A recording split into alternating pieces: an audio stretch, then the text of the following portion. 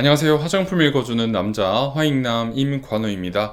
꿀피부 여러분들은 어떻게 손을 씻고 계신가요? 오늘은 올바른 손 씻기에 대한 모든 것에 대해서 이야기를 한번 해볼 수 있도록 하겠습니다. 일상생활에서 우리는 다양한 감염 원인에 노출되어 있기 때문에 가급적이면 자주 손을 씻는 것이 매우 중요합니다. 하지만 시간이 날 때마다 자주 손을 씻는 것이 힘들다면 다음과 같은 특정 상황에는 반드시 손을 씻어 주시는 것이 좋습니다.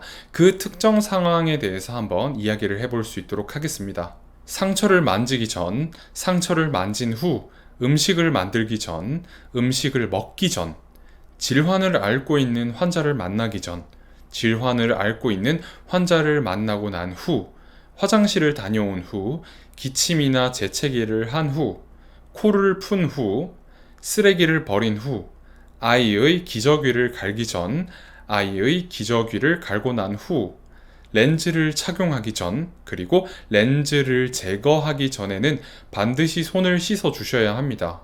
이렇게 제가 앞서 말씀드린 14가지 상황 말고도 손을 씻어야 될 것 같다는 느낌이 드는 경우에는 언제든지 반드시 손을 씻는 것이 중요합니다. 손을 씻을 때는 미온수, 그러니까 미지근한 물로 손을 적시시고 비누 거품이 손 전체에 골고루 묻을 수 있도록 해주시는 것이 중요합니다.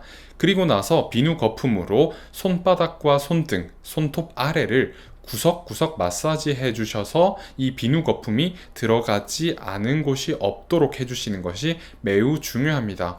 그리고 손을 씻을 때는 고인물보다는 흐르는 물에 씻는 것이 위생적이라고 할 수 있고, 고인물에 손을 씻는 것은 세균과 박테리아 증식을 초래할 수 있습니다. 비누의 종류는 굉장히 다양합니다. 여러분들이 잘 알고 계시는 것처럼 고체 비누, 액체 비누, 가루 비누, 항균 비누 등이 있지만 세균과 박테리아를 막고 억제하기 위해서 반드시 항균 비누를 사용해야 되는 것은 아닙니다. 항균 비누를 사용하는 것보다 중요한 것은 손을 깨끗하게 씻은 뒤에 다시 손이 세균에 감염되지 않도록 도와주시는 것이라고 생각을 합니다.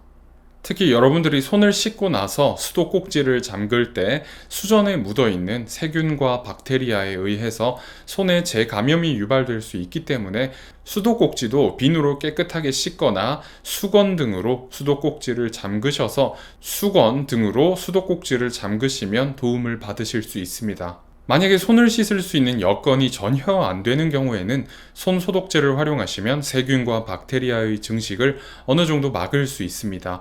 하지만 근본적인 예방은 결국에는 손을 직접 씻는 것으로부터 시작되기 때문에 항상 손을 깨끗하게 씻어야 되겠다는 철학을 가지고 계시면 좋을 것 같습니다. 감사합니다. 오늘도 화장품 읽어주는 남자와 함께 올바른 손 씻기로 항상 건강하시기 바랍니다.